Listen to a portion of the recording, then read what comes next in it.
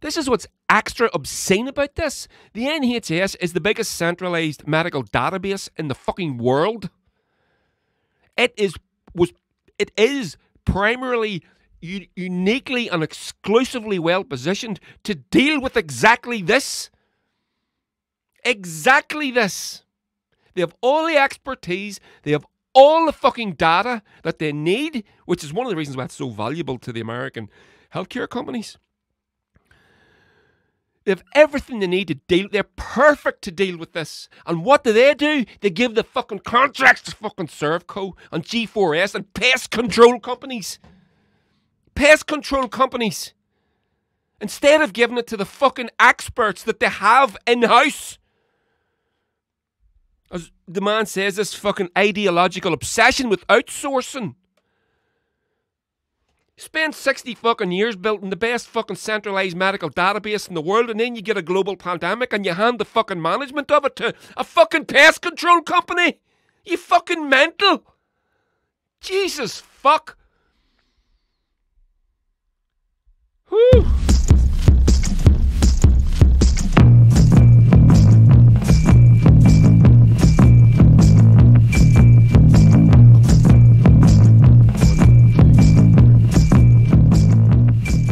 Everybody, and welcome to the podcast.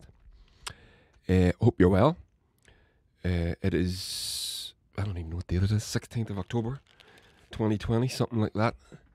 And yeah, we're in the eve of lockdown again, mini lockdown, because we fucked up everything so far, but sure, we'll get to that. So today I'm going to blast through a couple of subjects real quick, and I'm going to try and nail this on the hour. So, because I don't want to be going too long. I know I do tend to rattle on. So, I'm going to give you a little update on what's been going on with the Bonnevilles and my own music and whatever. Then we're going to talk about Rishi Sunak, the erstwhile Chancellor of the Exchequer, shite hawk extraordinaire.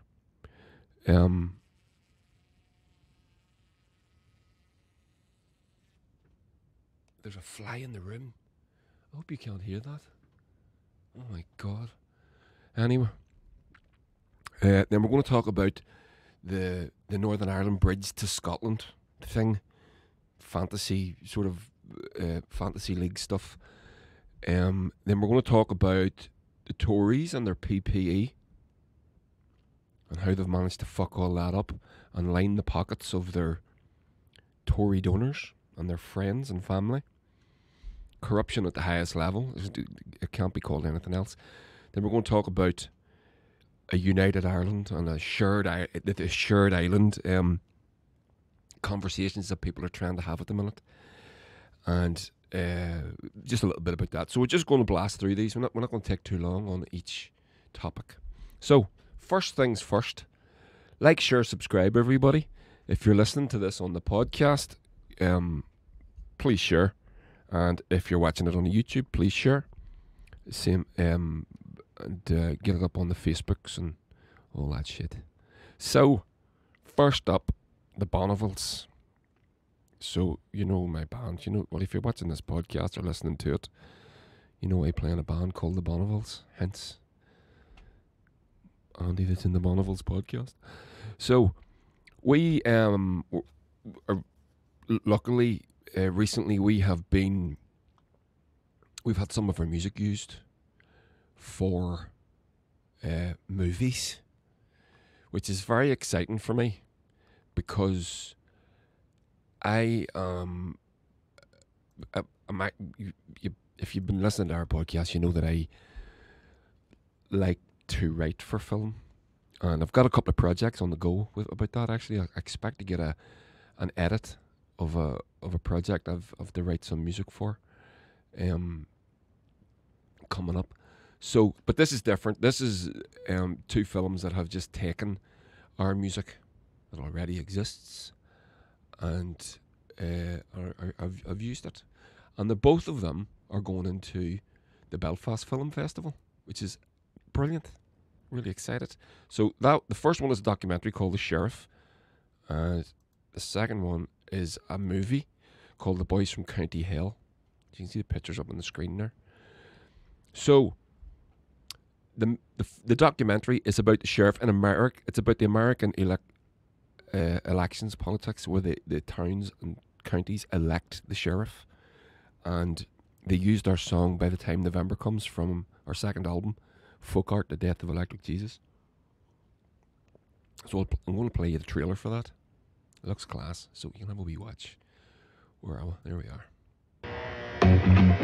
I believe this because I live this. There's no elected official closer to the people than a sheriff. Everybody's lives depend on the decisions that you make. The sheriff is the top law enforcement official and the top elected official in the county. I would guess that most Americans don't necessarily understand the level of autonomy that sheriffs have. If we had a good sheriff, I wouldn't be running for office. Law enforcement at its core is incredibly political. We have an opportunity to have a conversation with the first black sheriff. So I've been where you're sitting. What do you see your office doing to reach? So that's not our music.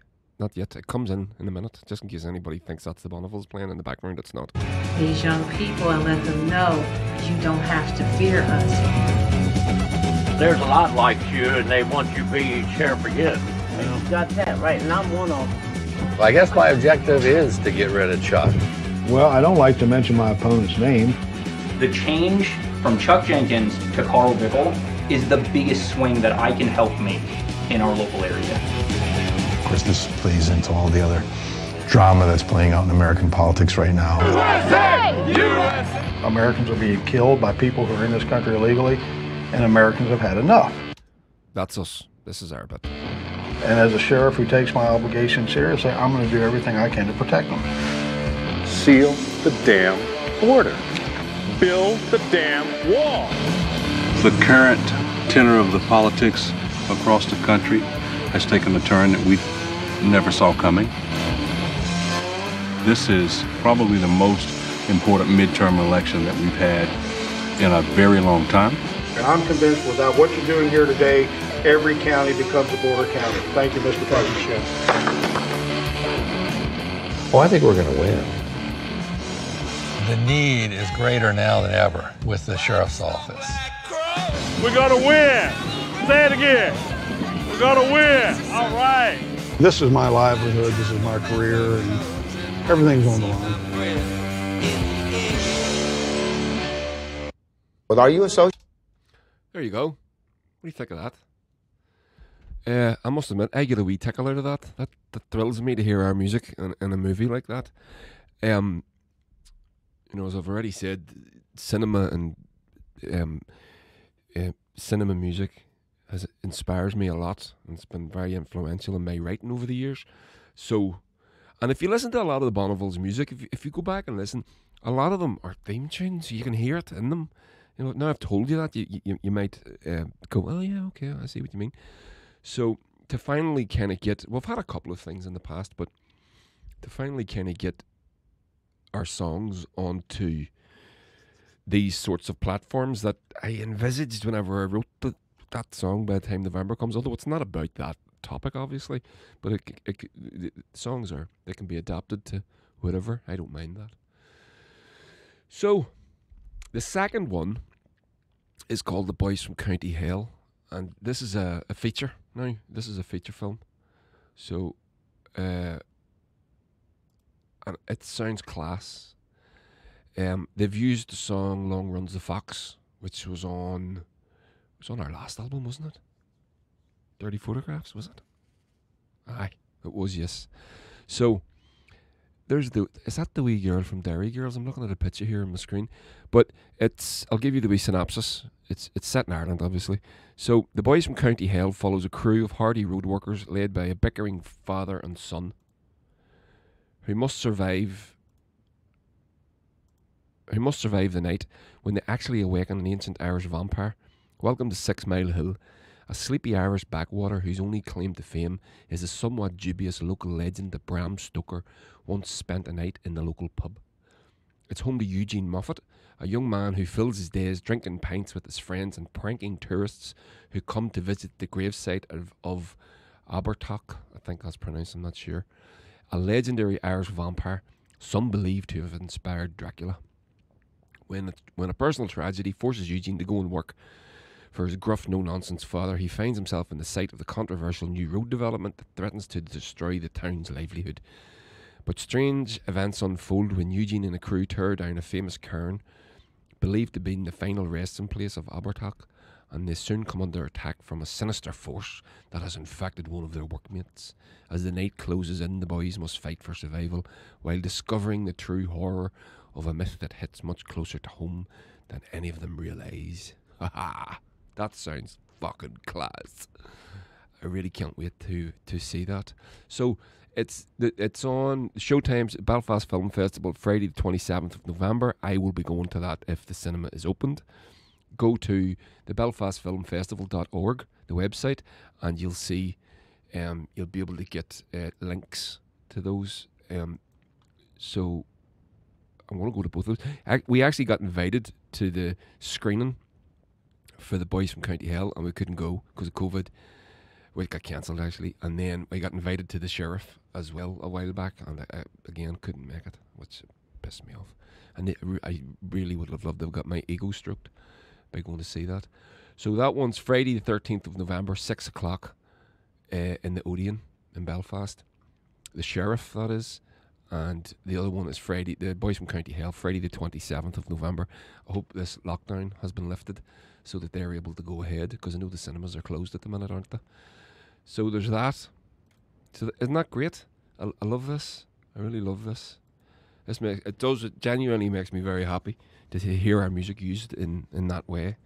It's, as I said, it's how I envisaged a lot of it when I originally wrote it. So what else I've been getting up to? So my solo album, again, still waiting on a release date. Had a little bit of back and forward with the pressing plant about the art, to get the artwork right for the sleeve.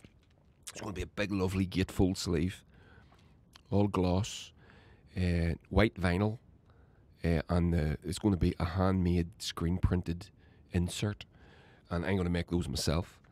And every copy's getting, I want to make hundreds of things.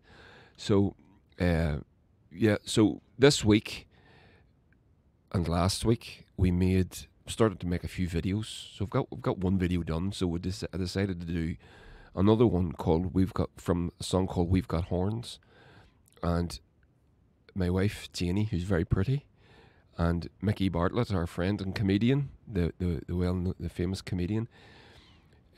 We've all got into roller skating recently, and as you know from listening to these podcasts, I guess. So we go over to the rink and board it down, and we have a wee skate on Friday night, and then we go for a pint after that. Not anymore. Not now that we're in the second lockdown, for fuck's sake. But so we decided to make a little video around roller skating, and this is what we've been getting up to. So 1, 2, 3. I'll play a little bit of it.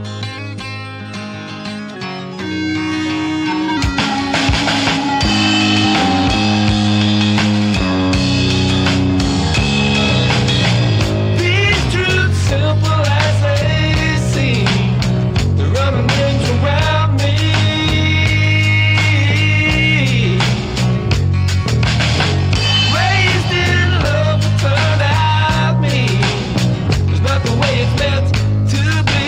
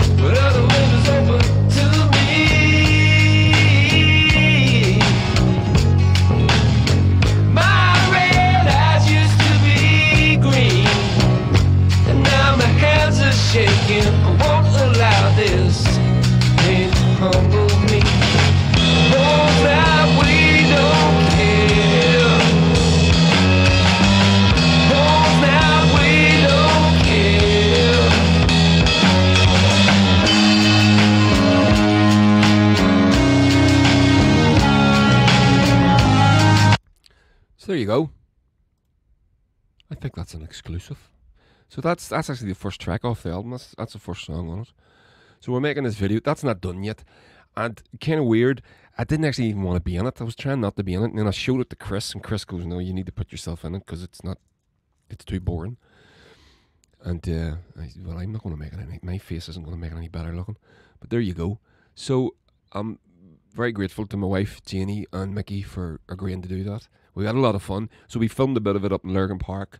Then we went to the rink, and then there's another couple of scenes in this. So we went to our friend Richie and Lisa's house and did a bit last week, and got enough to do a little video. It's just me freaking about with the camera, but I do enjoy that as well. So there's that. There we go. So that's me updated. I think that's everything. And again, I haven't got the release date. I'm really hoping to get that soon. Hoping that we can get it out before Christmas. That would be brilliant. But at this point, I don't know if that's going to be possible. So, but we'll find out soon. But anyway, so on to the podcast. What are we doing? We're 15 minutes in and I haven't even fucking started yet. Okay, so last week, I'm going to blast through this. Rishi Sunak.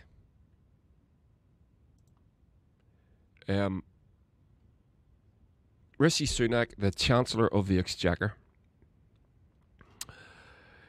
Now, people are saying that he got misquoted, but what he was saying when he was asked specifically about musicians and artists and people that have lost their livelihoods, they've lost their fucking careers because of the COVID thing, and he responded. He gave a generalised answer. He said, "No, people are going to have to think about retraining," but it was a very, and then people that defended him said, "Oh, he didn't say it." He fucking did say it, and he said they accused ATV of misquoting him.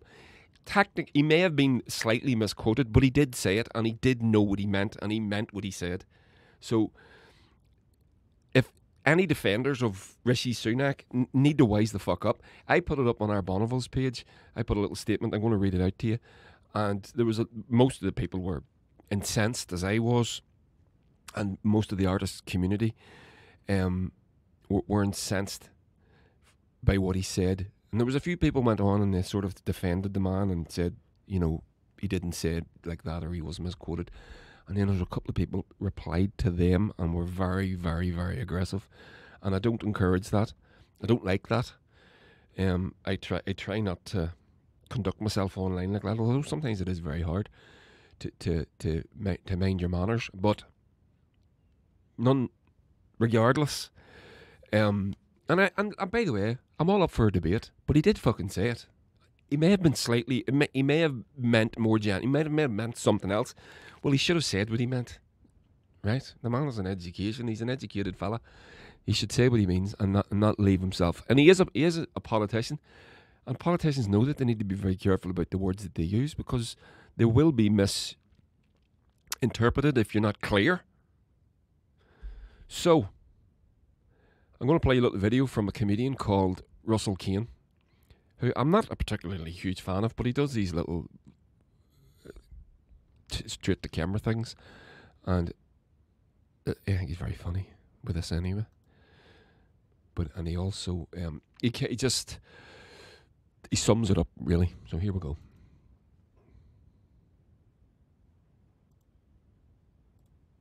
Oh, sorry. This is playing with no sound for some reason, because I do not know why.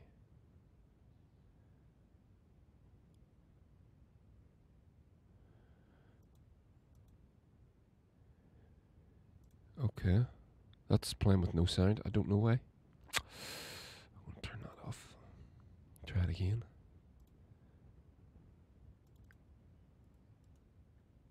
No, bump, no sound. Okay, so that's downloading.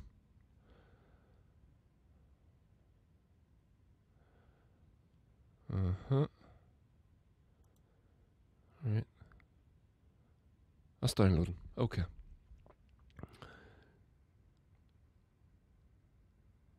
I don't know if it's going to download in time. But anyway, here we go. We'll push on.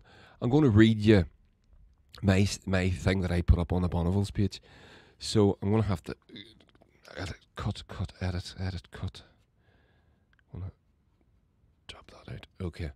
So, this is what I said. So, Rishi Sunak, the Chancellor of the Exchequer and the Second Lord of the Treasury and Minister of the British Crown, is a complete asshole. I can end my post right there, but I'll try to elaborate. Yesterday he suggested, when asked about the future prospect of artists, he said that we should retrain. And then I quoted him, "I can't pretend that everyone can do exactly the same job that they were doing at the beginning of the crisis," which is fair enough. That's a fair enough statement. If you don't take into account the fact that him and his government have completely fucked this up, it's their fault. And it's like they're trying to blame us. They screwed up the response to fucking coronavirus. So this obviously incensed the community of This obviously incensed the community of artists that contribute 10.8 billion per year to the UK economy. And by simply suggesting that we need to retrain so flippantly, suggests that we have little or no value. He certainly doesn't appear to think so. And by the way, this was a hot take. I just typed this out, so it's a wee bit. It may be a little bit grammatically incorrect. So, as an artist, there's no doubt that a lot of people think we are nothing but irresponsible wastrels who need to get a proper job anyway, and our professions are just an indulgence by adult children who have never grown up.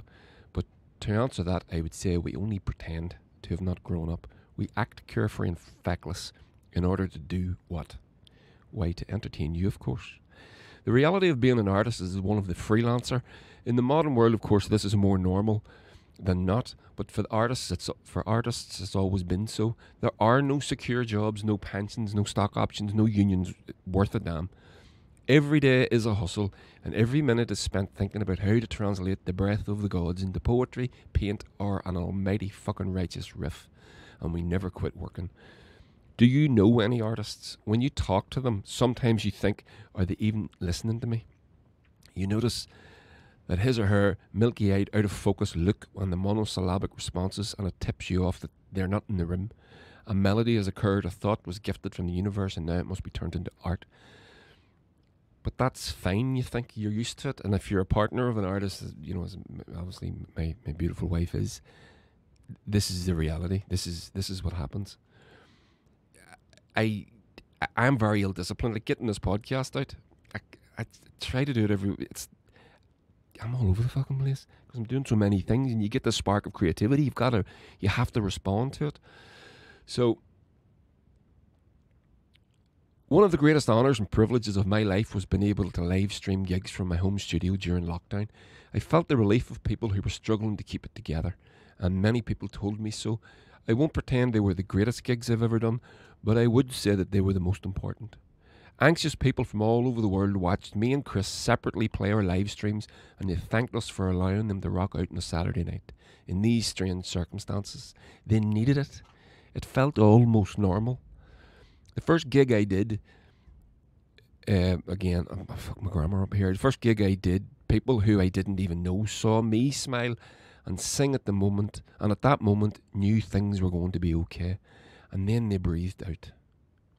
I'm still panicking though, but I don't say anything. I use my lifetime of training, which is what it is, to make you feel good for a little while. And during the biggest mindfuck of a crisis since we've seen since World War II, and that is, according to the Chancellor, worthless. And I'm off script now. I'm not worth saving.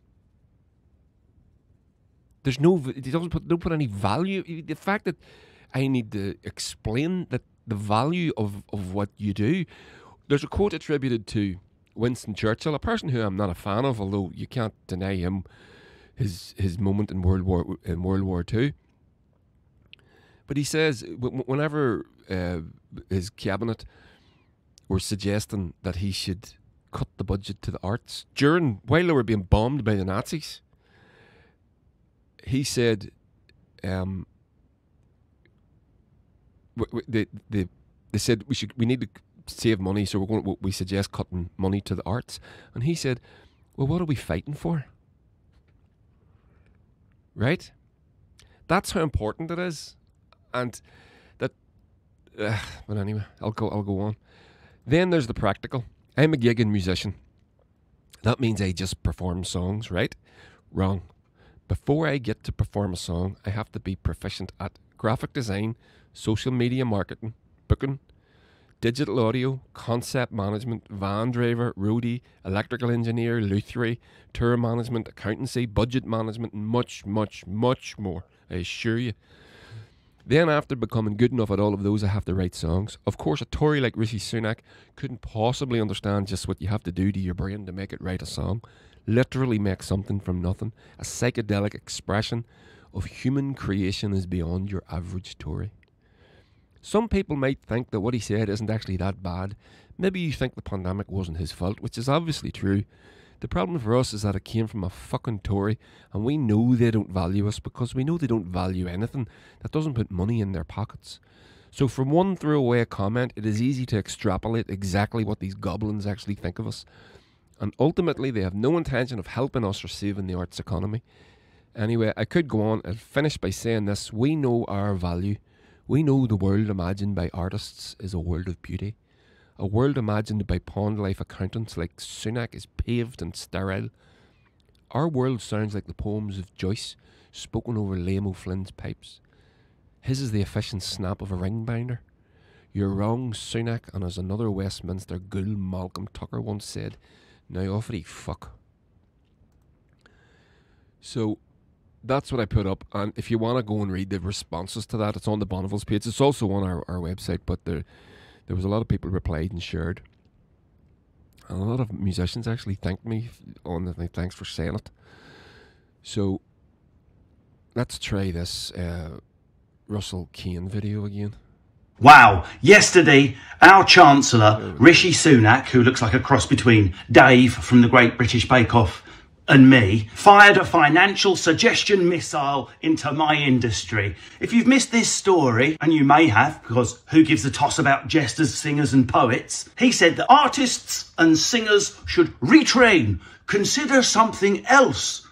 If you're not able to earn money doing your jestering, poeting or journalism, retrain in one of the many jobs we'll provide: rock breaking, number counting, or the filing of government documents in room 101. Can you see what's happening? And how grateful we were to Master Rishi in August. Do you remember? Remember how grateful we were? Gather round, peasants. I know some of you, yes, your grandparents have died. I'm sorry about that. Yes, we're going to enter a recession forever. Yes, I'm about to order a lot of financial incentives that your great-great-great-great-great-great-grandchildren will be paying for. Yes, your mum's dead. Yes, your industry's dead. Yes, everything's dead. But gather round, peasants. Free soup. Free hot soup in August. Oh, thank you, Master. Most generous Master Rishi. A bowl of steaming soup. I don't remember my dead nan in the nursing home now. Hooray for Master Rishi. Well, guess what, mofos? You're going to be paying for every single bowl of soup next April. Don't worry, it's taxes for the rich people. People earning more than £25,000 a year. Pretty sure the super rich are earning 25 million a year and paying 1 penny tax. It's going to be the smallest tax bill ever. Rishi Sunak, how dare you suggest that the singers, artists, poets, and the very people that use their naughty poking words to hold bellends like you to account, how dare you suggest we retrain? Just go online now and Google the countries that suppress, don't encourage, or put down music, satire, poetry, journalism, film. Do you see where I'm going? Are we a matter of months, Rishi, from all having to copy your haircut, dear leader? We all have Rishi's haircut. You may choose either the Boris cut or the Rishi cut. You must cheer in the streets. The workers break rocks. They pay for their soup, Master Rishi. The workers break rocks. Here's a suggestion to any comedians, singers, poets, authors who are struggling. Retrain even harder in piss-taking, finger-poking satire that whoops the arses of anyone that makes bell-end suggestions like put your guitars down and go and work in accountancy. Train even harder in what you love. Otherwise, what's the point of existing? We might as well be a ball of cells in a Petri dish that generates cash. And you'd love that, wouldn't you? Artists, comedians, poets, retrain. I've got a suggestion, Rishi Sunak, given you've just dished out free soup and furlough that you now can't pay for. Why don't you retrain in economics, you fucking bellend? Brilliant. Abso-fucking-lutely. Absolutely. And listen, they have fucked this up. There's no two ways about it. There's no defending the government. There isn't a way to defend the government. You can't do it. They fucked this up. And this is what our industry, I mean, I'll give you an example. I mean, me personally, I've lost an absolute fortune. I rely on the band almost exclusively. I do other things. I have a little screen printing thing that I'm now doing. I have a screen printing business and I was doing it part-time, the band. It was my side hustle, as they call it. It's now my full-time job. And I have lost an absolute fortune. I can't see us getting to tour to well into next year. I can't take another hit like this. Like, actually can't do it. And when I see this government's response and what they have done to cause this, it makes me buck. It genuinely does. And this is the thing. You say, well, what else could you do? Well, we should have went into hard lockdown straight away. I've said this for months. We should have went into hard lockdown straight away, and we could have been. By that image on the screen is the poster that the government they've been using it for about a year. But Fatima's next job could be in cyber. Cyber is geek speak for fucking spying, crunching data. Fuck me, you don't want to be a ballerina. You want to be a coder. That's tragic. But look at this. So this is an image from the People Before Profit. The All Blacks, 47,000 people are going to go into a stadium in Auckland, New Zealand on this Sunday to watch the All Blacks play rugby. Zero COVID is the response. This is a response that we should have had right from the beginning. We've just gone. We're going to the second lockdown. This is it. It's starting tomorrow. It's supposed to be on for 4 weeks. The schools are going to be closed for 2 weeks. They're both going to be extended. I bet you a £10 note it's going to be more than 4 weeks, and the schools are going to be closed for more than 2. Why? What? How can I say that? How can I be so confident? Because everything that they've done, they've fucked up. So they're going to fuck this up. I have no confidence in our government in the north and in London. And, the guys in the south are fucking shit too now. They've fucked it up as well. But not as bad as us. So this is the only correct response to COVID. And this is the thing that fucking confuses me is the people are the economy. We are the economy. There is no economy without us. So when you end up in the position that you've got a global pandemic, if you're a socialist like me, obviously we care about people first and foremost. That's what we say. So we're going to look after the people, and there by proxy, we're going to protect the economy. And if you're a conservative goblin like Rishi Sunak or Boris Johnson or Dominic Cummings or these other monsters are, you care more about the economy than you do the people. You must be able to make the leap of logic. You go, well, the people are what actually is so to protect the economy, we're going to protect the people.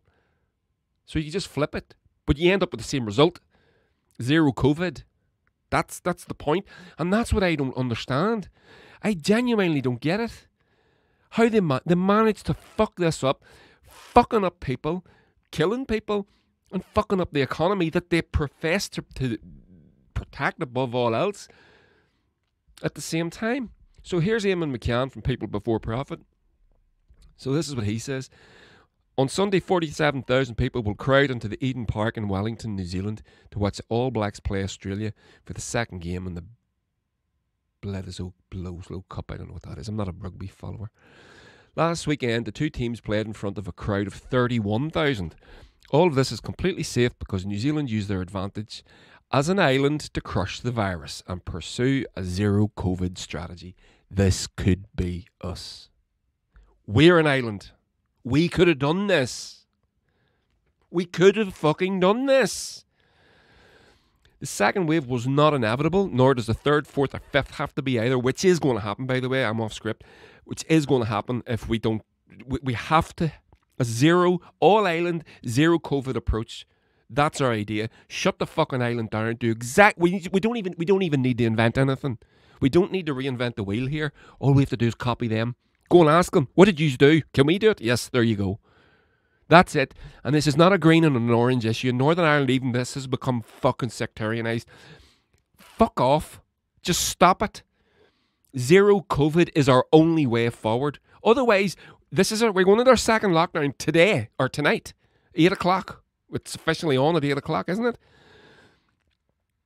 We could be out of this by Christmas.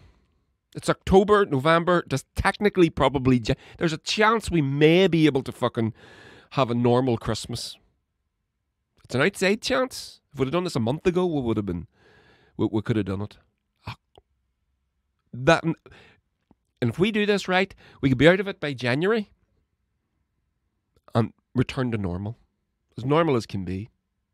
But wait, right? And it's not fanciful, because New Zealand have done it. They're an island. We're an island. We could do what they do. This is simple. It's technically simple. Put the money into the PPE. Put money into the fucking... Sorry, I'll read on. This all comes... And this is the point. If we don't do this right, that we're going into... And this is why I said the Bonnevilles is... I can't see us touring. I don't know when we're going to tour. I don't know if it's going to be next year. Because we're going to have a third wave, and we're going to have a fourth wave, and we're going to have a fucking fifth wave. Because we haven't attacked this properly. So, back to the statement. The second wave was not inevitable, nor does a third, fourth, or fifth have to be either. The second wave we're now experiencing is a political decision. The calculation the Stormont executive and the Dáil got horribly wrong. New Zealand hasn't avoided a second wave by luck. It made a political decision to implement a zero COVID strategy. We need to implement a similar strategy for the island of Ireland. If we do, the threat of transmission would drop, our schools and workplaces would be safer, and there would be no need for Nightingale hospitals or the intense requirement of PPE in everyday life. All you fucking anti-maskers, if we do this, you'd not have to wear them anymore, you fucking assholes. Stormont and the Dáil must make the political decision now to steer us out of the second wave and to avoid entirely a third wave by implementing a zero COVID strategy on the island of Ireland. We can no longer accept the endless cycle of wave, lockdown and wave. We can no longer accept that people in our community will get unnecessarily sick and our hospitals overrun. We can no longer accept the spiralling unemployment levels, so a small, wealthy minority can maintain profits. Let's push for a zero COVID strategy where workers are supported and vulnerable people are protected. Here, fucking here. Couldn't agree more. Every single word of it. Literally every word of that I agree with. None of this is inevitable. We can do better than this. In fact, we couldn't do fucking worse than this. We have completely fucked this up. I say we, I mean them. You know who I'm talking about. We need to desectarianize the response to this. This is not about fucking flags and territorial pissings. This is about people's actual fucking lives and us getting back to normal. I'll be honest with you. First lockdown, I kind of enjoyed it. The sun was out. I was fucking drinking myself to death. It was fantastic. I loved it. We're about to hit the winter now. It's got cold. You know how I know it's got cold? Because my back gets sore when the winter comes in. It's cold. It's going to get fucking colder. This second lockdown is not going to be as pleasant as the first one. The sun came out. We were very lucky. It's not happening. This is going to be a miserable fucking experience. And I don't want to have to go through it. And I'm going to be relatively okay because I've got a nice house here and I have a beautiful wife, I've great kids, I've got everything I need. Not everybody's in the same position. And I'm not going to enjoy it. I know I'm not going to enjoy this one. I took the first one for the experience that it was, and I'll bank that. But this second one is definitely not fucking. It's not going to be as nice. It's not going to be for me. As I said, for me it was okay. I appreciate that. Not most other people don't see it that way. So there you go. So this is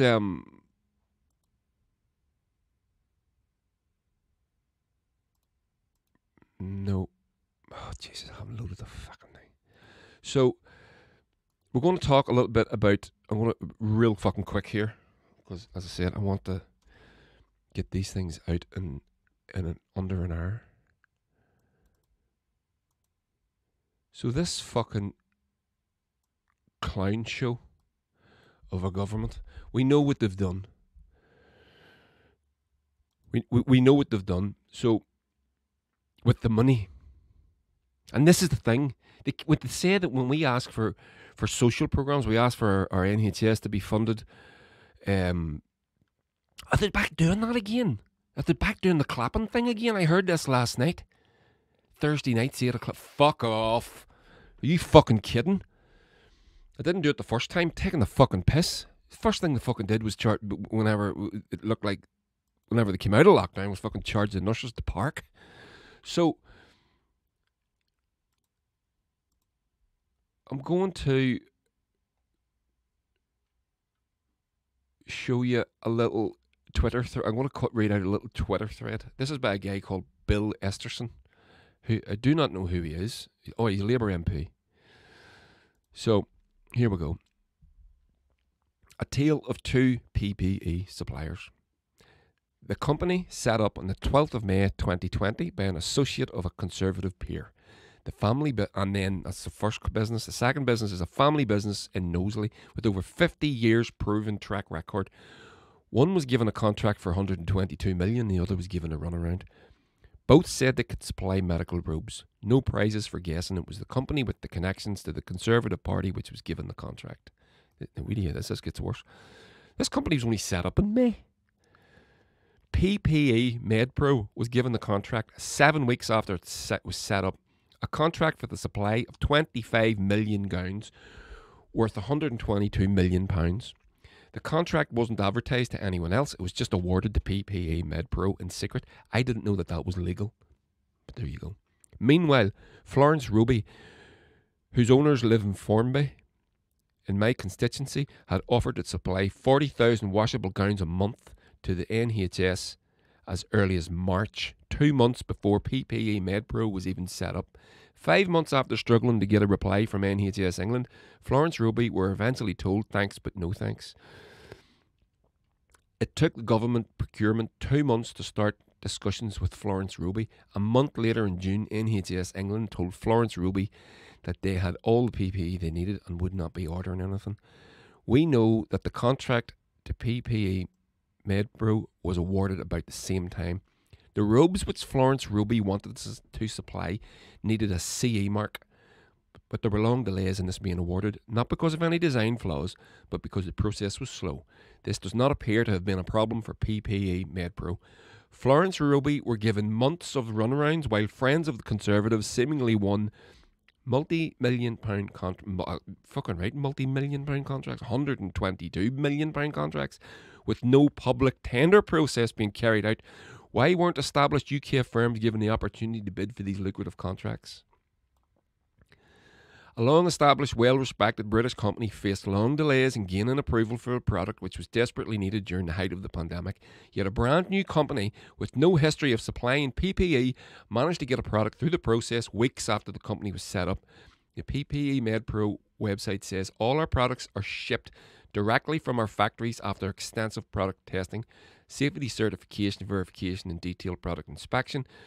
It seems fair to assume the PPE MedPro received the CE accreditation during that 7-week period between the company registration and the award of the contract. And remember, the government handed a £108 million contract to a pest control company to also source surgical gowns. The awarding of the contract to the company PestFix is subject to a legal challenge. They give a £108 million contract to a pest control company to source surgical gowns. It's fucking unbelievable. In July, Labour accused the government of handing out lucrative COVID-19 contracts to Conservative friends and warned that equipment had not been delivered. Ministers were urged to explain how deals worth more than £830 million, that's over $1 billion, have been awarded to at least 12 different companies for PPE, which has never materialised. What happened to Florence Roby beggars belief when PPE MedPro was treated so differently? On any rational reading of the facts, this stinks to high heaven of cronyism and corruption. These sizable government contracts could have been used to keep people safe by buying high-quality PPE from long-established, reputable businesses like Florence Roby, and the money spent could have supported British jobs and local economies in those parts of the country in greatest need of support. Remember, PPE MedPro say on their websites that all their products are shipped. If so, that lucrative contract is not going back into the UK economy or supporting British jobs. No, it is fucking not. The UK government has chosen to reward those with connections to the Conservative Party rather than supporting the economy that they profess to fucking love so much. It is no wonder that this country has the worst recession in Europe and one of the worst health responses in the world during the pandemic.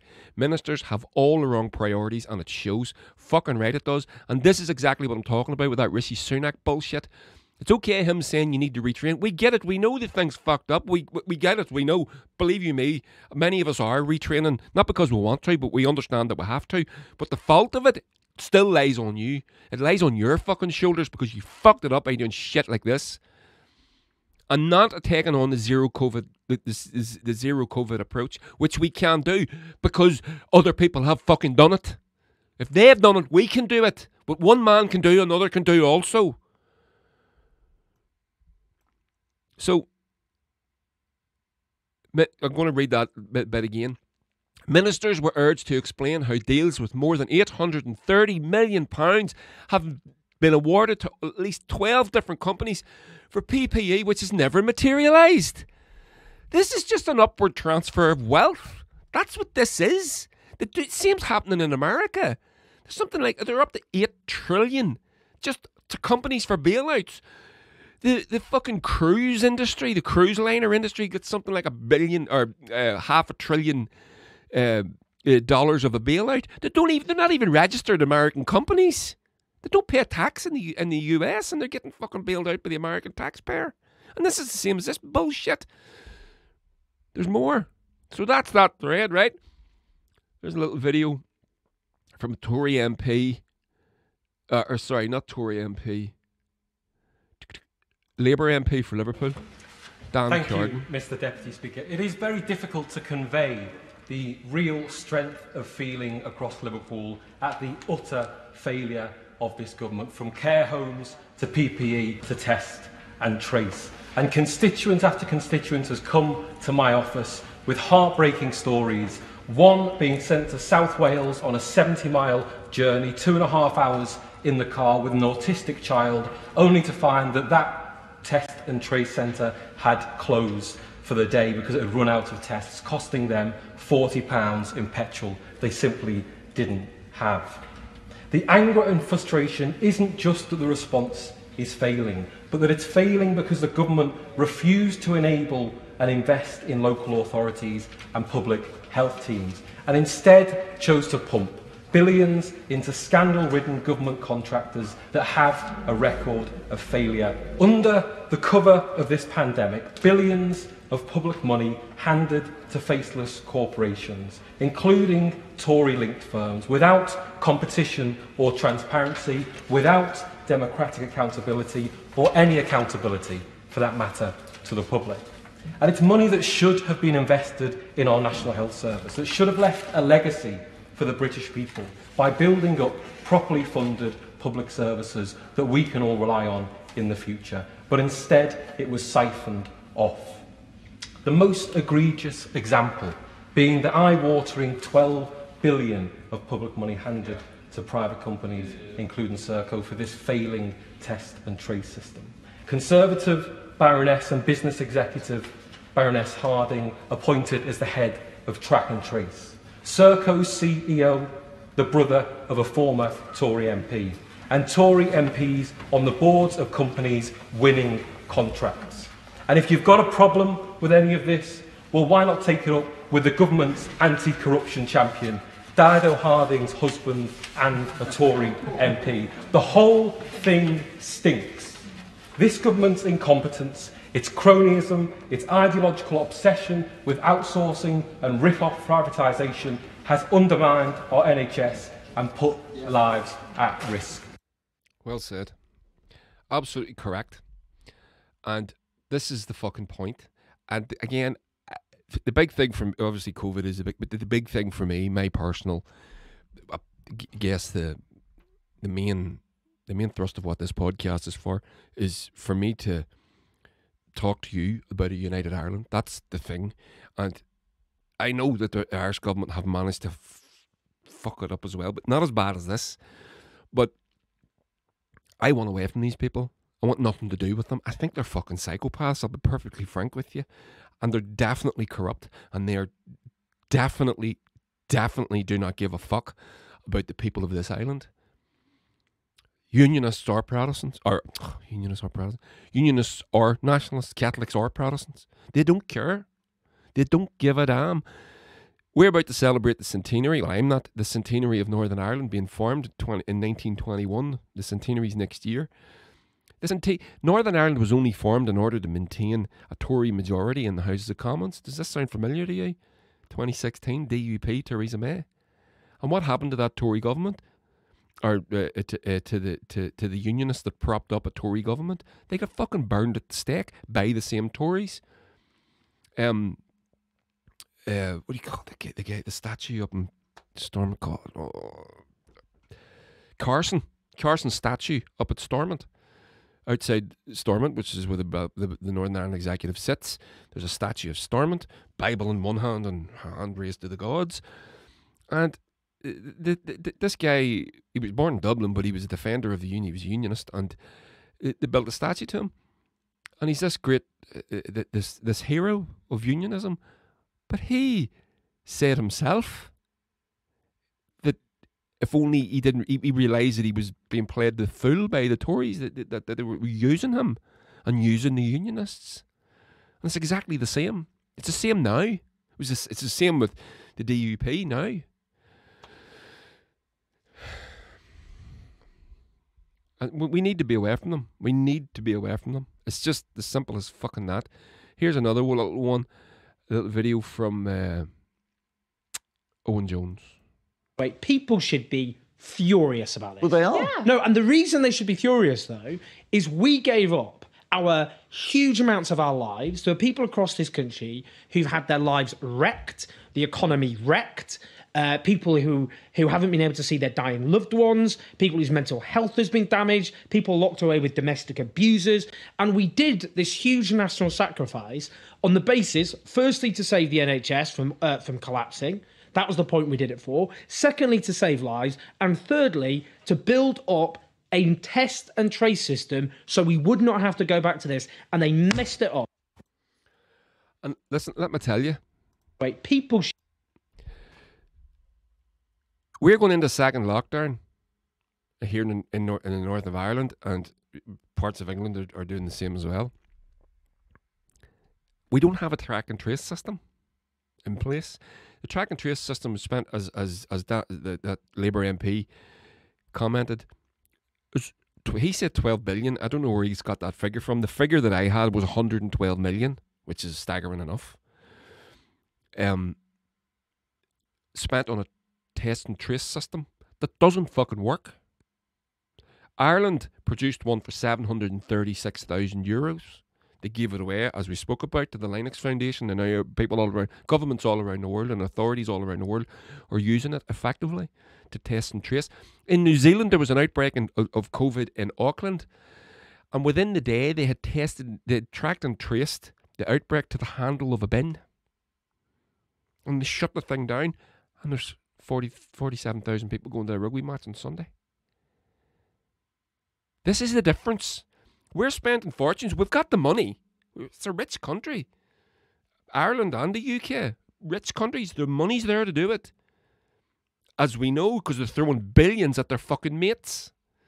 This is an upward transfer of wealth. That's what this is. The same's going on in America, and the same's going on here in the UK.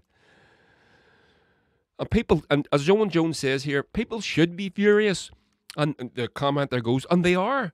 But they're not going to do anything. Nothing's going to fucking happen. They're still going to vote fucking Tory. The greatest hope they had for fucking proper change was with Jeremy Corbyn. And I know you may not like Jeremy Corbyn because he wears elbow patches and he makes his own fucking jam. But he was the best hope for the UK because he was a fucking socialist. And his manifesto was fucking amazing. Managed to fuck it all up. Not him, but, well, I'm sure he played his own part in it. But stabbed in the back by his own party time and time and time again. This second lockdown is not the end of it because there's nothing to fix it. The systems that we need in place to ensure that this lockdown happens and is effective, they don't exist. We don't have them. We don't have the systems that we need. This second lockdown, and it's not pointless. It'll do something, but it's just going to go up again. It is genuinely fucking breathtaking. I'm really pissed off about this thing. My daughter is up in Belfast now. She tested positive the other day, and her boyfriend Chris, the two lovely young people. I adore the both of them, and they're devastated. They're absolutely devastated. My daughter is genuinely devastated because she doesn't know how she got it. She still doesn't know. I talked to her this morning before we came out. Did you have? Where did you get? How did you? No clue. Can't figure it out. The two of them are isolating for 10 days, and there's no attempt. There's no one there. There's no one knocking the door to say, right, let's figure this out. Let's do this. Let's do that. She's got the app on her phone, the Stop COVID NI app, which you should download, by the way. Make sure you keep it on.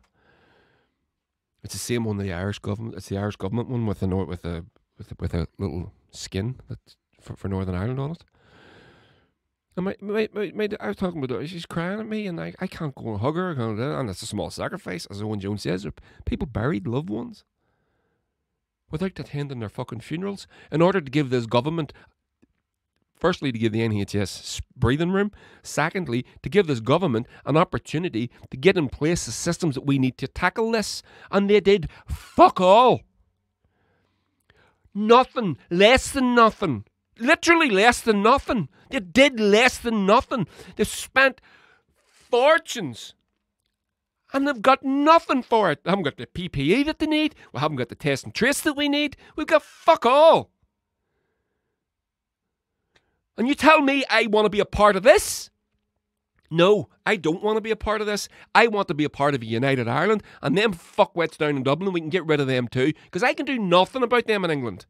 Nothing. The Stormont executive are fucking useless as well. But you vote for them. It doesn't matter. They don't do fuck all either. They've managed to sectarianise everything.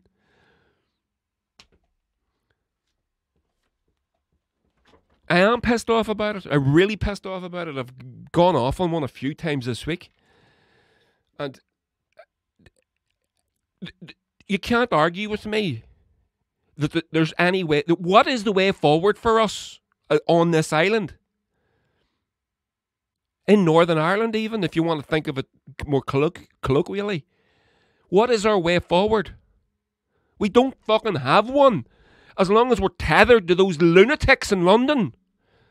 And as I said, I know we've got our own fucking headbangers here too, our own fucking neoliberal fucking vampires, but we can get rid of them.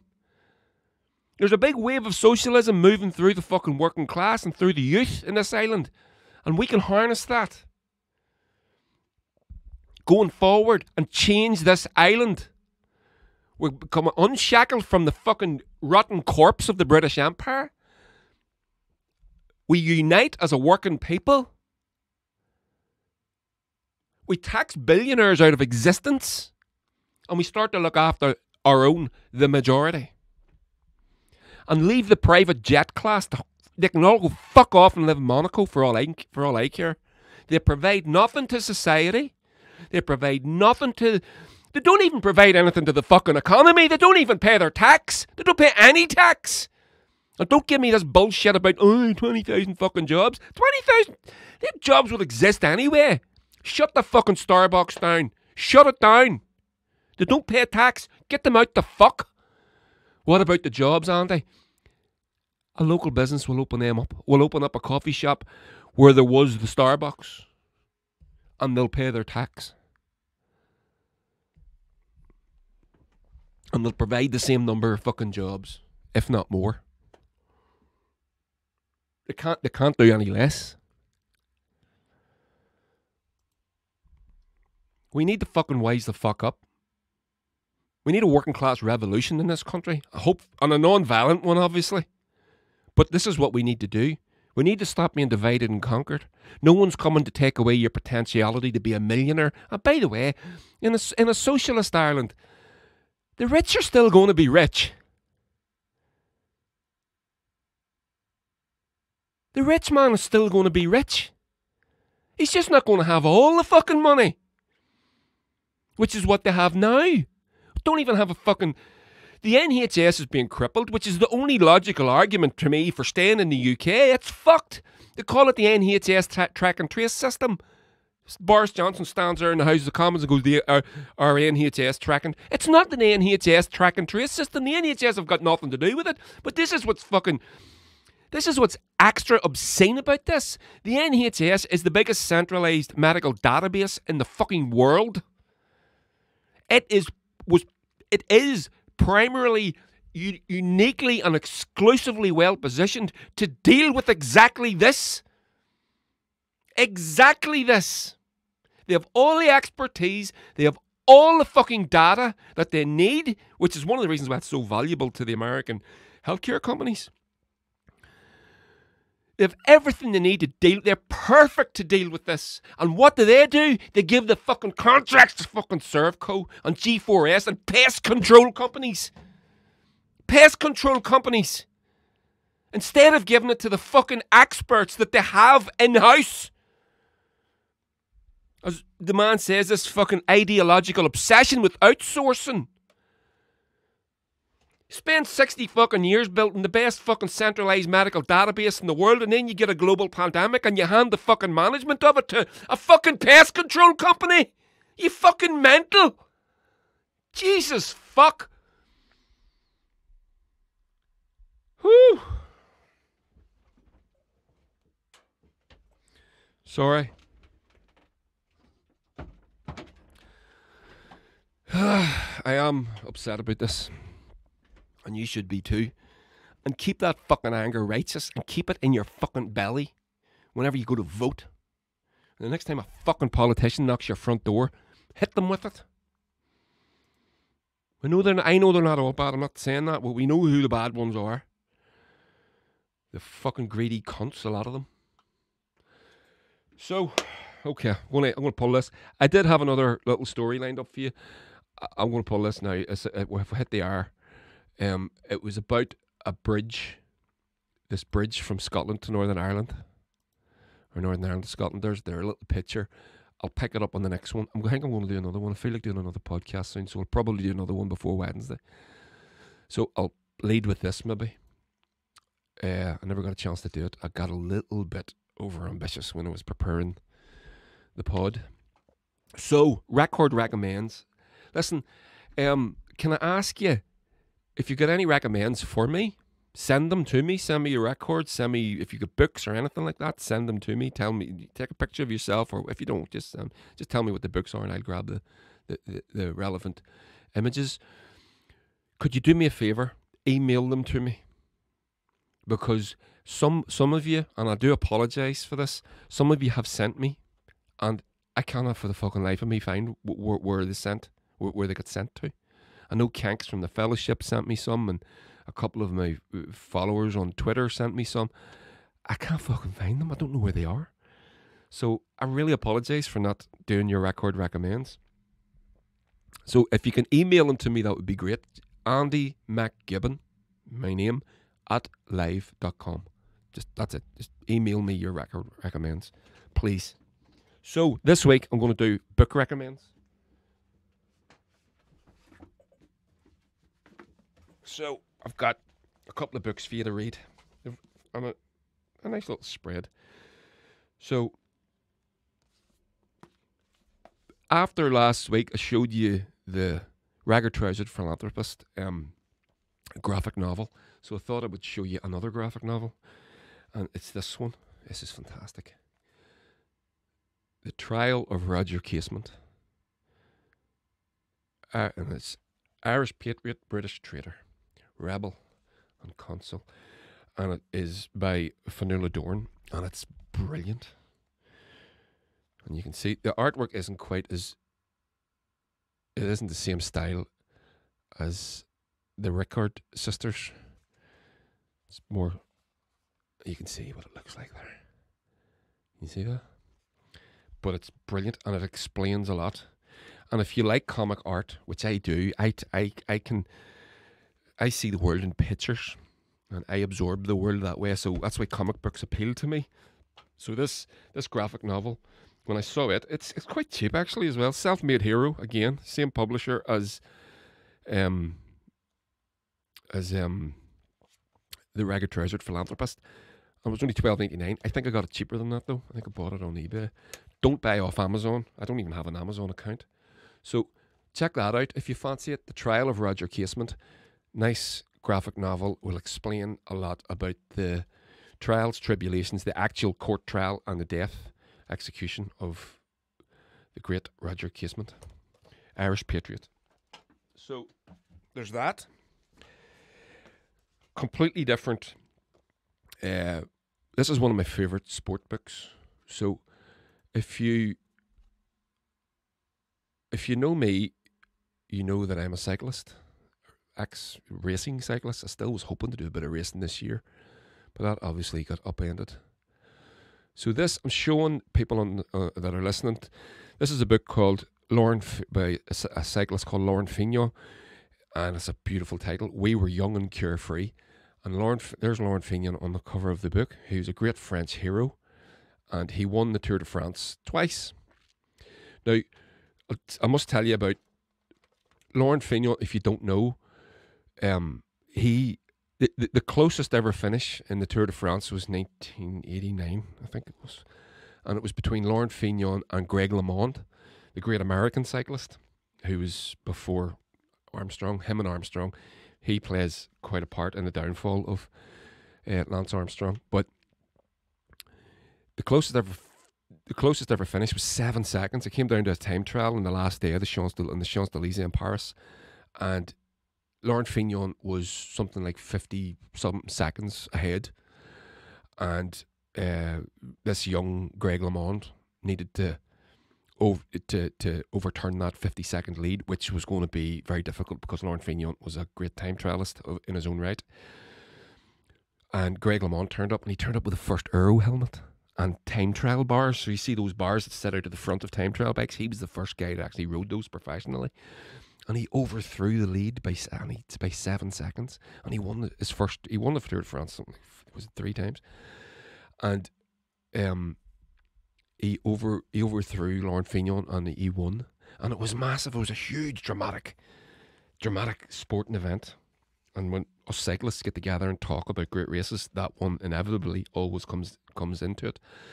And interestingly, Lauren Fignon became known as the man who lost the Tour de France by 7 seconds.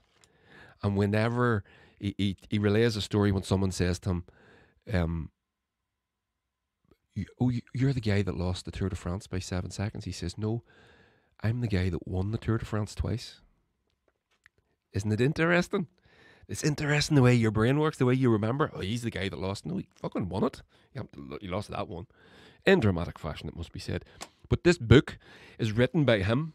It's not ghostwritten. It's by him. And the man, as I say, my review of it, he has the heart of the heart of a sportsman and the soul of a poet. It's beautifully written book, especially for a sports autobiography, which can be quite cumbersome at times. But that you'll have no trouble with that, and it'll give you a little insight into cycling. I would say the reason I'm recommending this is because you don't need to be a cyclist to appreciate it. You pick that up on eBay for a few quid. I'm absolutely sure of it. So there's that, and I'll leave that to the end. This is the book I'm reading at the minute, and it's this one, Fidel Castro, My Life. I don't like that title because that's what Adolf Hitler called his book, wasn't it? Mein Kampf. But it's actually interviews, so it's transcribed interviews with the author, Ignacio Ramone, and it's brilliant. And Castro just is explaining in his own words his life, and it's absolutely fantastic. And I'm not that much into it, but it is an absolute tome. It's a big book. But it was recommended to me by someone on Twitter, so I got it. Thank you very much for the recommend, and I'm really, really enjoying it. And there's my bookmark of Seamus Heaney, which will bring me to my final recommend for you.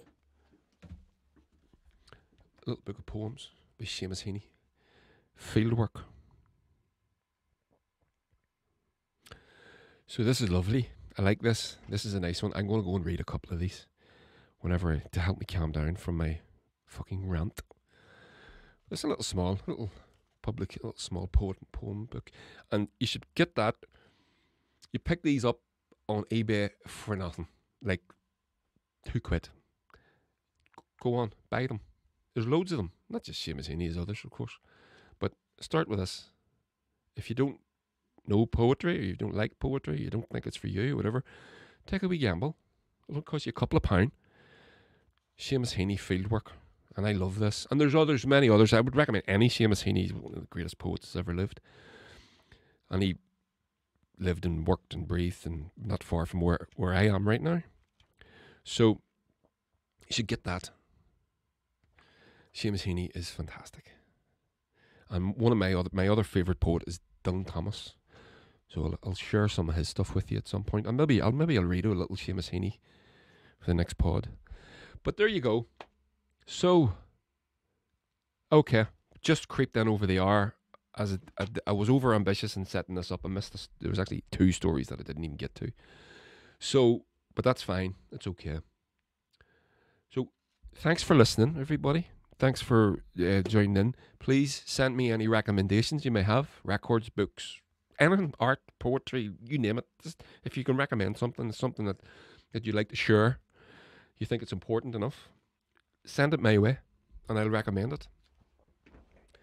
I hope if you get any of those books, I hope you enjoy them as much as I do. Like, share, subscribe, tell everybody, do the thing. Yeah, I'm going to call this. Okay, I think I'm done.